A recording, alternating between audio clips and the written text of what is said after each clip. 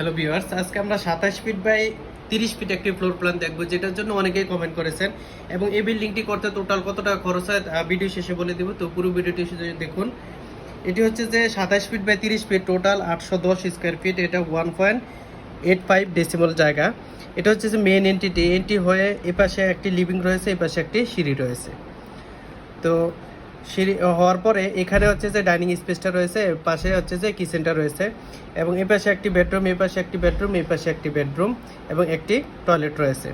তো ওভারঅল আপনার 27 feet by 30 fit 810 square ফিটের মধ্যে 3টি বেডরুম, একটি টয়লেট, একটি কিচেন, ড্রয়িং, ডাইনিং এবং সিঁড়ি পেয়ে যাচ্ছেন।